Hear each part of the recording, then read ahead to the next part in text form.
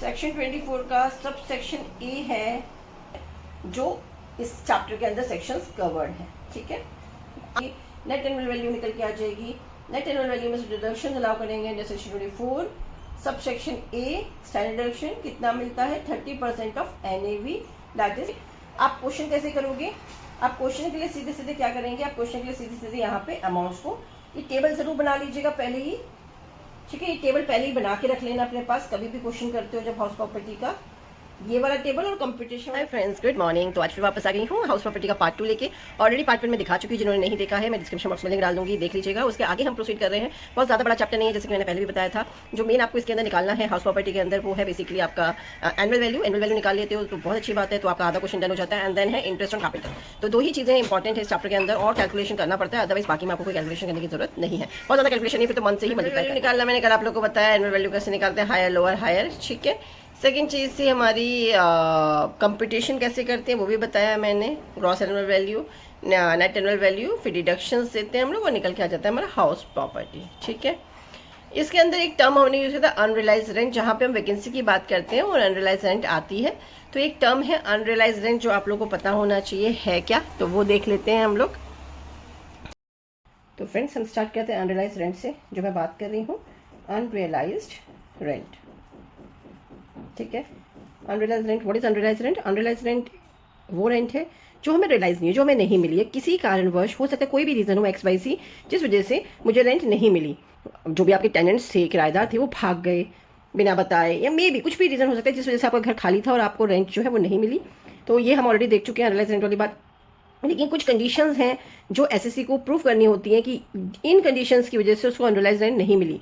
अगर वो ये 4 कंडीशंस को फुलफिल करता है तभी जो है अनरियलाइज रेंट जो है एक्चुअल रेंट में से माइनस होगी, अदरवाइज जितनी भी रेंट है वही होगी। अनरियलाइज रेंट वो क्लेम नहीं कर सकता है। ठीक है, तो फॉलोइंग केसेस में ही अनरियलाइज रेंट जो है, ठीक है, unrealise rent will be deducted from actual rent only if वो इन कंडीशंस को पूरा करें। ठीक है, कब? जब वो ये 4 कंडीशंस जो है वो SSC को प्रूव करनी होती है। SSC proves following points. ठीक है, पहला क्या है? पहला है कि जो टेनेंसी है, टेनेंसी जो है वो बोनाफाइड होनी चाहिए। टेनेंसी कैसी होनी चाहिए? बोनाफाइड होनी चाहिए, मतलब कि जो टेनेंट था वो रियल टेनेंट था। ऐसा ना हो कोई भी आके आपके घर में रह के चला गया, आपको पता ही नहीं, आपने किसी को भी रख लिया। तो आपको प्रूव करना होगा कि हाँ वो मेरा टेनेंट था, वो मेरा किराएदार था। That is very important to prove, then only you can claim for unrealised rent from that tenant. कि भैया वो टेनेंट क्यों छोड़ के गया, चला गया, वो तो एक अलग चीज़ है, लेकिन चला गया और आप अनरियलाइज्ड रेंट को क्लेम करते हैं तो उसके लिए इट्स वेरी इंपॉर्टेंट कि आप पहले ये प्रूव करें कि जो टेनेंट चला गया, जिसकी रेंट आप नहीं मिली, वो आपका टेनेंट था भी या नहीं। तो first point is that. Second है टेनेंट ने जो है, टेनेंट हैज़ वैकेटेड, या तो टेनेंट ने खाली कर दिया है। ठीक है, टेनेंट हैज़ वैकेटेड हाउस और proper steps are taken for vacancy। हम क्या कह रहे हैं सेकंड पॉइंट में कि tenant has vacated the house, tenant ने या तो घर छोड़ दिया, ये हमें प्रूफ करना पड़ेगा कि टेनेंट घर छोड़ चुका है, या फिर उसने छोड़ने के लिए प्रॉपर कदम उठाए, प्रॉपर स्टेप्स प्रोसीजर जो भी था वो फॉलो किया। ये चीज़ आपको बतानी पड़ेगी। थर्ड है टेनेंट इज नॉट ऑक्यूपाइंग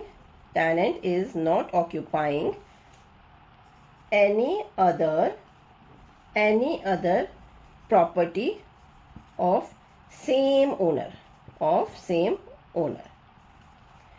जो टेनेंट है ऐसा ना हो वो उसी ओनर के किसी और घर में रह रहा हो, इन दैट केस ऑल्सो हम अनरियलाइज्ड रेंट को क्लेम नहीं कर सकते हैं। ठीक है, एंड लास्टली जो चीज़ है वो है reasonable steps have been taken to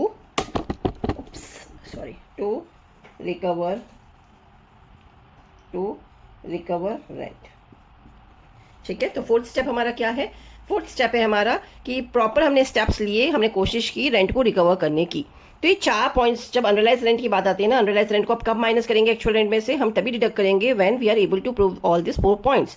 If we are able to prove these 4 points to the government that yes, because of this reasons the tenant has left my house and he has not given the rent which he needs to give, but उसने क्या किया, वो घर छोड़ के चला गया बीच में ही, तो उसकी वजह से जो मकान मालिक है उसको तो लॉस हो गया, उसको कुछ महीने उसका घर खाली हो गया एकदम से.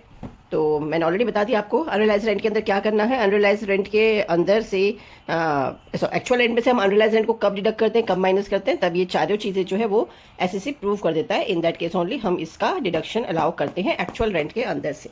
ठीक है, बढ़ते हैं मेन. ये एक normal theory point of view से, और वैसे आप याद रखिएगा. ठीक है, जो इंपॉर्टेंट नेक्स्ट मेन चीज़ है वो है हमारा इंटरेस्ट ऑन बोरोड कैपिटल. ठीक है, interest on borrowed capital. Interest on borrowed capital के 2 प्रोविजंस हैं जो हमें देखने हैं, एंड बस उसके बाद आपका स्लेब हाउस प्रॉपर्टी कंप्लीट.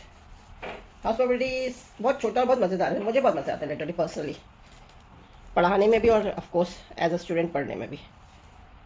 ठीक है, तो हम बात कर रहे हैं सेक्शन 24 का सब सेक्शन बी का इंटरेस्ट ऑन बोरोड कैपिटल. ठीक है, section 24 subsection B interest on borrowed capital. ठीक है, ये किसको मिलेगा? सेल्फ ऑक्यूपाइड को. ये चीज़ याद रखिएगा, जो चीज़ हमें याद रखनी है, सेल्फ ऑक्यूपाइड. आपको क्या देखना है? घर सेल्फ ऑक्यूपाइड है या लेट आउट है या deem to be let out है. ठीक है, देखिए interest on borrowed capital normal सी बात है. कैपिटल आपने बोरो किया है तो उसमें सेल्फ ऑक्यूपाइड में ही टैक्सेबल होगा, यानी बेनिफिट मिलेगा इसका, आपको डिडक्शन मिलेगा. लेट आउट में तो कैसे मिलेगा ना, लेट आउट वाले को क्या मतलब किसी लोन से. तो इसलिए यहाँ पे क्या करेंगे, यहाँ पे 100% डिडक्शन देंगे, 100% डिडक्ट करेंगे. ठीक है, इसमें 100% डिडक्ट कर देंगे, जितनी अमाउंट है पूरी डिडक्ट हो जाएगी. तो इसका हमें कुछ नहीं करना. मेन आता है सेल्फ ऑक्यूपाइड. सेल्फ ऑक्यूपाइड के अंदर आप क्या करते हैं? सेल्फ ऑक्यूपाइड के अंदर हमारे पास 2 कंडीशंस होती हैं. एक हम 30,000 मैक्सिमम लिमिट अलाउ करते हैं, एक हम करते हैं मैक्सिमम अलाउड 2 लाख. ठीक है, अब हमें देखना है कि हम 30,000 किस कंडीशंस में अलाउ करते हैं और 2 लाख किस कंडीशंस में अलाउ करते हैं. ठीक है, 2 लाख के लिए ज़रूरी है लोन जो है वो लोन इज टेकन ऑन और आफ्टर 1499. पहली कंडीशन क्या है? लोन इज टेकन ऑन और आफ्टर 1499. 1 अप्रैल 2000 क्या कह रही हूँ,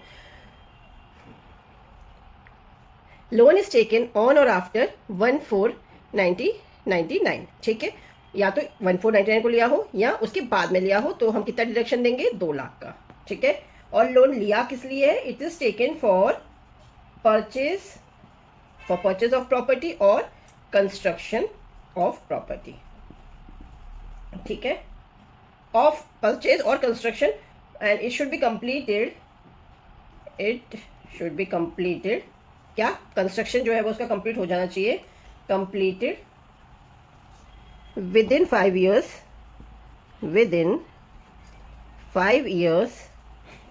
from the end of year in which loan was taken.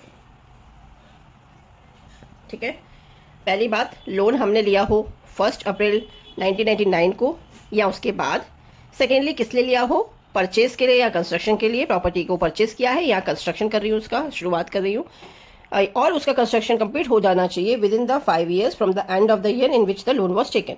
भाई जब लोन लिया उसके 5 साल में जो कंस्ट्रक्शन वर्क है वो पूरा हो जाना चाहिए, तो आपको 2 लाख रुपए का एग्जेम्पशन मिलता है इंटरेस्ट ऑन बोरोड कैपिटल के ऊपर. अदरवाइज नहीं मिलेगा, अदरवाइज कुछ भी नहीं मिलेगा. ठीक है, एंड ये जरूर याद रखना, खाली हमें एक्विजिशन, परचेज, कंस्ट्रक्शन इसी पे जो है 2 लाख का मिलेगा. अदरवाइज क्या हो जाएगा? अदरवाइज 30,000 आ जाएगा. ठीक है, अदरवाइज क्लियरली 30,000 आ जाएगा. 30,000 क्या हो जाएगा? यहाँ पे क्या होगा? 30,000 में हो जाएगा लोन बिफोर 1499. ठीक है, जस्ट अपोजिट हो गया इसका. सेकंड है, किसके लिए लेते हैं हम इसको? रिपेयर या रिकंस्ट्रक्शन के लिए। कोई रिनोवेशन करा रहे हो, रिकंस्ट्रक्शन करवा रहे हो, कोई रिपेयरिंग करवा रहे हो, वाइट वॉश करवा रहे हो, उसके लिए बहुत ज़्यादा मेजर वाइट वॉश होने के लिए तो क्यों लोगे, उस केस में आपको 30,000 का मैक्सिमम एग्जेम्पशन, ठीक है, ये 30,000 का मैक्सिमम एग्जेम्पशन मिलेगा या फिर मैक्सिमम 2 लाख का एग्जेम्पशन मिलेगा। दोनों में कंडीशंस क्या है, ये हमारा प्रोविजन 1 है, ठीक है। यानी कि दो इंटरेस्ट लोन में दो केसेस सिचुएशंस आती है। एक तो सीधा सीधा ये होगा कि 30,000 और 2 लाख, इसमें से कोई एक कंडीशन जो है वो आपको फुलफिल करनी होगी, चेक करनी होगी कौन सी है। 1499 से पहले है तो ऑफकोर्स 30,000 रुपीज़ का एग्जेम्पशन दे दोगे, बाद में है तो 2 लाख का दे दोगे। सेकेंडली किस लिए लिया है सॉरी, रिपेयर और रिकंस्ट्रक्शन के लिए लिया है तो 30,000 दोगे, परचेज के लिए, एक्विजिशन के लिए, कंस्ट्रक्शन के लिए लिया है तो 2 लाख का exemption you will be giving to the of course you yourself, ठीक है, एसएससी को मिलेगा। तो ये तो हमारी फर्स्ट सिचुएशन है, ठीक है। ये याद रखिएगा, कभी भी आप जब मैं यहाँ बात कर रही हूँ कंप्लीट 5 ईयर्स की, तो जब भी आप लोन ले रहे हो, फॉर एग्जांपल मैंने लोन ले लिया 1/5/2008 को, ठीक है, इसको मैंने लोन लिया, इसके अगले 5 साल, इसके अगले 5 साल शुरू कहाँ से होंगे, इसके अगले 5 साल शुरू होंगे 31 मार्च 2009 प्लस 5 ईयर्स, ठीक है, इसमें 5 साल ऐड कर दीजिए, यानी कि 31 मार्च 2014 तक आपका जो लोन है, कंस्ट्रक्शन है घर का, वो पूरा हो जाना चाहिए। I hope I am able to clear मैं क्या कहना चाह रही हूँ। मुझे लग रहा है आप लोग को समझ में आ रहा होगा, आशा कर रही हूँ, ठीक है। जिस भी साल लोन ले रहे हो, ठीक है, जिस साल मैंने लोन लिया उसके उस ईयर को तो हम हटा देंगे, उस फाइनेंशियल ईयर को, ठीक है, 31 मार्च तक हमारा होता है, हम पढ़ चुके हैं इस चीज़ को, तो उसको हटा देंगे और उसमें 5 साल ऐड कर देंगे। 5 साल ऐड करते यानी कि ऑफकोर्स हम चलेंगे फाइनेंशियल ईयर के अकॉर्डिंग ही। 31 मार्च 2014 तक मेरा कंस्ट्रक्शन पूरा हो जाना चाहिए। नहीं हो रहा है तो मुझे 2 लाख का एग्जेम्पशन नहीं मिलेगा, ठीक है, अदरवाइज मिलेगा। सेकंड जो प्रोविजन है, जो सेकंड प्रोविजन आप लोगों ने देखना है, एक और चीज़ जो आती है इसी के अंदर, ठीक है, ये तो हमारा हो गया, ये हमारा नॉर्मल हो गया 30,000 और 2 लाख का, देखोगे कैसे क्या है, ठीक है। एक और जो सिचुएशन हमारी आती है, एक और जो कंडीशन है वो है प्री कंस्ट्रक्शन। जो एक और प्रोविजन है हमारा वो है concept of prior period interest. भैया पहले क्या कह रहा है इसी के रिगार्डिंग में, सेकंड प्रोविजन हमारा कहता है कि सेकंड प्रोविजन के अंदर आप कह रहे हो कि आपने जो है लोन जो है इंटरेस्ट एंड लोन, उसमें हम प्री कंस्ट्रक्शन पीरियड देखेंगे। सेकंड प्रोविजन 2 के अंदर हम क्या देखेंगे, प्री कंस्ट्रक्शन पीरियड।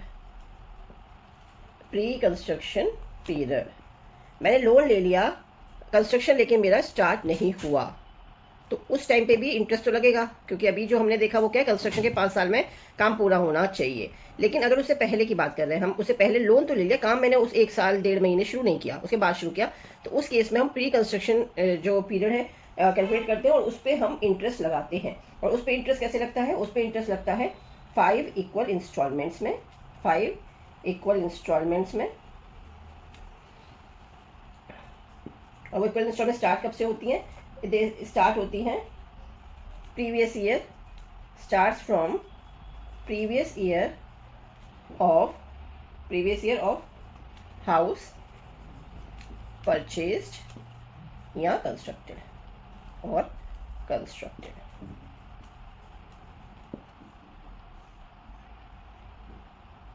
ठीक है, ये 2 कंडीशंस हम यहाँ पे देखते हैं। क्या, प्री कंस्ट्रक्शन पीरियड यानी कि कंस्ट्रक्शन जो हो गया उससे पहले ही हमने लोन पहले ले लिया था, कंस्ट्रक्शन शुरू करने से पहले जो पीरियड है लोन का, उस पर हम यहाँ पे जो है इंटरेस्ट लगाते हैं। फॉर एग्जांपल मैं बताती हूँ आपको कैसे, मैं क्या बोलना चाह रही हूँ, क्लैरिटी आपको मिलेगी यहाँ से।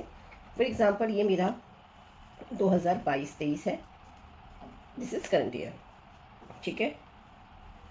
ये मेरा 2021-22 प्रीवियस ईयर है, ठीक है। तो इससे पहले के जितने भी ईयर हैं, इससे पहले के जितने भी ईयर हैं, उनका हम उनके जो है उसका 5 इक्वल इंस्टॉलमेंट में डिवाइड कर देंगे, ठीक है। क्या लिख रही हूँ मैं, सॉरी फ्रेंड्स, 5 इंस्टॉलमेंट्स। इससे पहले जब भी लोन लिया, फॉर एग्जांपल लोन लिया मैंने, यहाँ पे एग्जांपल कर रहे हैं हम, यहाँ पे मैंने लोन लिया है 1/10/2015 को, ठीक है। कंस्ट्रक्शन है मेरा, कंस्ट्रक्शन पीरियड है मेरा, यानी कंस्ट्रक्शन मेरा स्टार्ट हुआ यहाँ पे 30 जून 2016।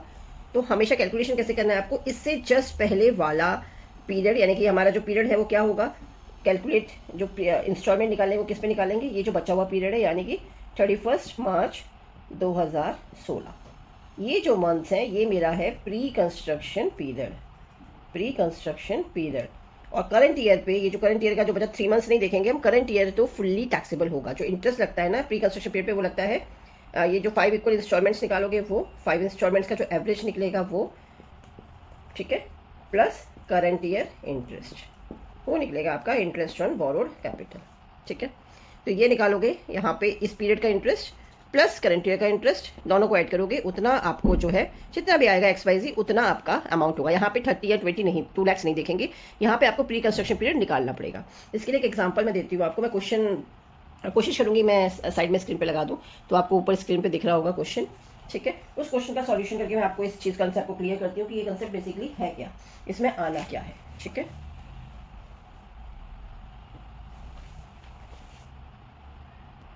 ठीक है, क्वेश्चन है हमारा, क्वेश्चन है आपको स्क्रीन पे दिख रहा होगा, नहीं दिख रहा है तो मैं बता देती हूँ।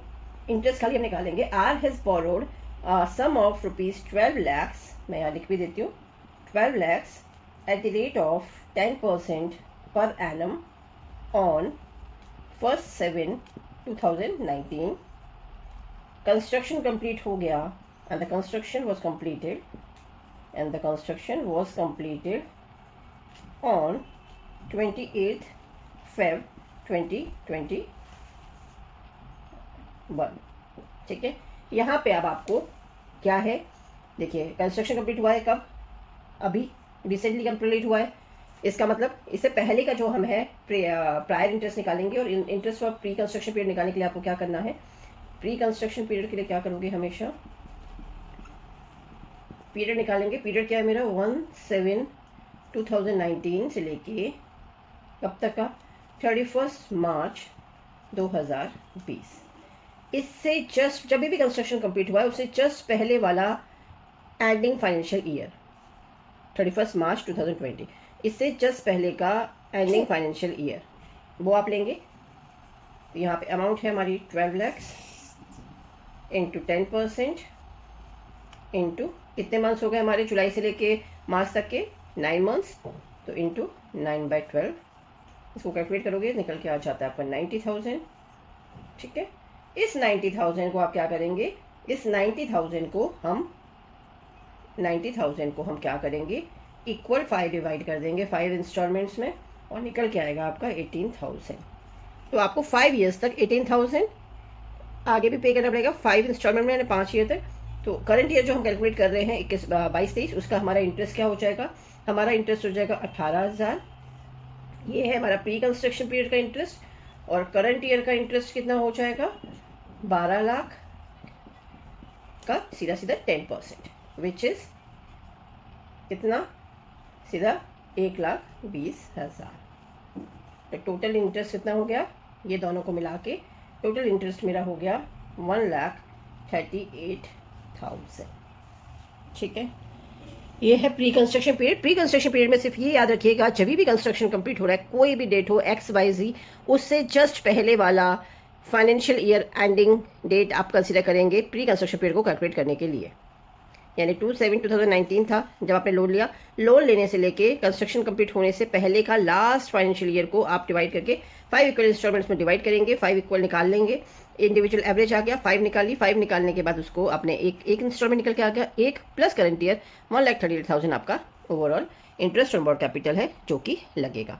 ये सिर्फ प्री कंस्ट्रक्शन पीरियड में होगा। अदरवाइज नॉर्मली क्वेश्चन में जब ये सब कुछ नहीं दे रखा होगा ना, ये सब चीज़ें नहीं दिए तो कुछ कैलकुलेट नहीं करना, सीधे 30,000 और वो आपको 2 लाख लगा देना। उस टाइम पे हमें ये कैलकुलेशन करने की जरूरत नहीं है। बट अगर क्वेश्चन में ये सारी चीज़ें गिवन है तो उस टाइम पे आप फिर इस तरीके से प्री कंस्ट्रक्शन पीरियड निकालेंगे पहले, और 5 इंस्टॉलमेंट्स में उसको डिवाइड करेंगे, जितना भी हो। देखो ये हो सकता है एक, ये अगर ये हो सकता है कि ये 19 ना होता, ये 18 होता, मैं एग्जांपल दे रही हूँ, ये 18 होता तो यहाँ पे क्या हो जाता, यहाँ पे एक ईयर और लड़ जाती, 1/7/2018 से लेके 31 मार्च 2019। ठीक है, ये पूरा ये यहाँ पे ये भी ऐड हो जाता। ठीक है, तो ये भी ऐड हो जाता उस केस में, तो ये आपके 9 महीने का कैलकुलेशन हो जाता है, ये आपके पूरे साल का, और दोनों ऐड होते हैं और फिर आप निकालते हैं। तो यानी एवरेज निकालना है किसका, एवरेज निकालना है आपको जितने भी टाइम का प्री कंस्ट्रक्शन पीरियड निकल के आ रहा है उसका एवरेज निकालेंगे, और उसके बाद फिर आप उसको 5 इक्वल इंस्टॉलमेंट्स में डिवाइड करेंगे, 5 इक्वल इंस्टॉलमेंट्स लेंगे और करंट ईयर के इंटरेस्ट को लेंगे, दोनों को ऐड करेंगे, निकल के आ जाएगा आपका interest on borrowed capital. I hope I am able to clear. देखिए फेस टू फेस होता है तो एक अलग बात होती है करवाने में, एंड नॉर्मली इस तरीके से, क्योंकि मुझे नहीं पता आपकी क्या क्वेरीज हैं, मैं सिर्फ आपको प्रोविजंस बता रही हूँ। प्रोविजंस देखिए एंड इस प्रोविजंस के अकॉर्डिंगली आप लोग अपना क्वेश्चन को सॉल्व कीजिए। ट्राई जरूर कीजिएगा, साथ ही साथ इसको रखिए अपने सामने and try to solve question. Books में you will get a lot of content ना, that much is not required as per your syllabus. बहुत ज़्यादा हमें डिटेल पढ़ने की जरूरत नहीं है अगर एग्जाम पॉइंट ऑफ व्यू से पढ़ना है तो this is more than enough. अगर आप पढ़ते हैं ना इंटरेस्ट ऑन कैपिटल, जितने प्रोविजंस मैंने बताया आपको मैंने टेबल बताई, ग्रॉस एनुअल वैल्यू कैसे निकालनी है, एनुअल वैल्यू कैसे निकालनी है, इनकम फ्रॉम हाउस प्रॉपर्टी कैसे निकालनी है, देन वो तीन ही चीज़ें हैं। वो सबसे पहले तो टेबल बनेगा जो मैंने पहले लगाया था, पहले आपको कल वीडियो डाला है उसमें, वो टेबल बनाएंगे और टेबल में पुट कर देंगे। ये सिर्फ वर्किंग नोट्स हैं, this is just a working note which you need to give under your below your question या आंसर, राइट। वहाँ पे आप इस चीज़ को दे देंगे। So this was all about interest, जो मेजर चीज़ है इस चैप्टर के अंदर, मेजर चीज़ थी इंटरेस्ट ऑन बॉरोड कैपिटल। तो आई होप आप ये चीज़ कर पाएंगे। इसके साथ ही जो कुछ कंसेप्ट है, जस्ट अ मिनट। तो फ्रेंड्स, ये मेरे ख्याल से इंटरेस्ट ऑन कैपिटल्स जो है, बॉरोड कैपिटल आपको समझ में आ गया होगा। दो प्रोविजंस हैं, एक प्रोविजंस के अंदर आप देखोगे 30,000 और 2 लाख का जो डिडक्शन है, कितना एग्जम्पशन आपको मिल रहा है as per the conditions. I have already told you what are the conditions, उनको देखेंगे, चेक करेंगे एंड उसके अकॉर्डिंगली आप लोग एग्जामेशन देंगे, ठीक है। सेकेंडली हमने प्रोविजन 2 देखा, जहाँ पे आप प्री कंस्ट्रक्शन पीरियड का कैलकुलेशन भी करते हैं। प्री कंस्ट्रक्शन कैलकुलेशन जब हम करते हैं तो वहाँ पे आपको फिर 30,000 या 2 लाख का डिडक्शन नहीं देना होता, वहाँ पे आप कैलकुलेशन अमाउंट निकालेंगे और उतना डिडक्शन देंगे, ठीक है। तो वो डिडक्शन आप दे दोगे। आप प्रीवियस ईयर जो 5 इंस्टॉलमेंट निकालेंगे, एक एवरेज निकालेंगे इंस्टॉलमेंट्स का, और उतना प्लस करंट ईयर का इंटरेस्ट मिला के इंटरेस्ट ऑफ बॉरोड कैपिटल निकल आएगा, ठीक है। So this was the major concept in house property, interest on borrowed capital and annual value कैसे निकालना है। अगर ये दोनों चीज़ें आ जाती हैं तो you will be able to solve the house property chapter very easily। And जैसे कि मैं अपनी क्लास में भी बच्चों को बोलती हूँ, आप लोगों को सबसे पहले टेबल बनानी है। टेबल के अंदर आप सारी जो भी क्वेश्चंस में जो भी आ रही है, अमाउंट दे रखी है, उस अमाउंट को पुट करते जाइए and you will be able. बाद में सॉल्यूशंस को देखिए, बुक्स में अगर आप गो थ्रू कर रहे हैं ना, पहले अपना कीजिए मेरे अकॉर्डिंगली, जैसा मैं कह रही हूँ टेबल्स में डाल के, और फिर आप आंसर्स चेक कीजिएगा, आपके आंसर जरूर मैच करेंगे। आप पहले बुक में घुस जाओगे, सॉल्यूशन चेक करने की कोशिश करोगे और फिर वो थोड़ा सा कॉम्प्लिकेटेड हो जाएगा as per my experience and as per my students experience, जो वो मेरे साथ शेयर करते हैं, तो उस accordingly. So this was all about interest on house property. इसके क्वेश्चंस आप जरूर सॉल्व कीजिएगा। बहुत सारे क्वेश्चंस तो मैं नहीं दिखा सकती हूँ, बट एवरेज मैंने ऑलमोस्ट दिखा दिया, रफली आपको बता दिया है इंटरेस्ट कैसे निकालना है और अमाउंट कैसे निकालनी है, तो मेरे ख्याल से हो जाएगा। इसके अलावा एक चीज़ और टर्म यहाँ पे यूज होता है, को ओनर, है ना। को ओनर का बात और थी, को ओनर होता है तो ये चीज़ याद रखिएगा कि कई बार को ओनर क्या होता है कि मैंने अपने माइनर को बना दिया, अपनी वाइफ को बना दिया, हस्बैंड को बना दिया, तो आप को ओनर बना देते हैं। But in case of co owner both are taxable and दोनों का ही कैलकुलेशन जो है वो अलग अलग होगा, ठीक है। जैसे जो भी टेबल का कैलकुलेशन करोगे दोनों का इक्वल होगा, ये नहीं करोगे 30 को 15-15 में बांट दिया। फॉर एग्जाम्पल मेरी एनुअल वैल्यू 30 आ रही है, आपने कहा 15 वाइफ के 15 हस्बैंड के, नहीं, इंडिविजुअली चार्ज होगा। अगर दोनों ही ओनर्स हैं तो दोनों का कंपटीशन अलग अलग प्रॉपर ही होगा, पूरा ही होगा, मैं हाफ ऑफ नहीं करूँगी, ठीक है।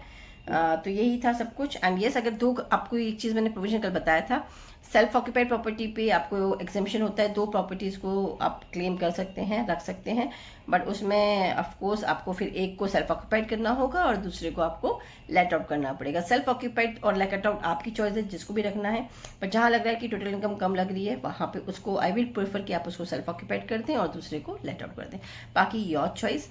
एंड फ्रेंड्स, बताइएगा ज़रूर वीडियो कैसा लगा, समझ में आया कि नहीं। कोई भी क्वेरीज हैं regarding house property, you can let me know in comments, आप ड्रॉप कर सकते हैं नीचे कमेंट्स।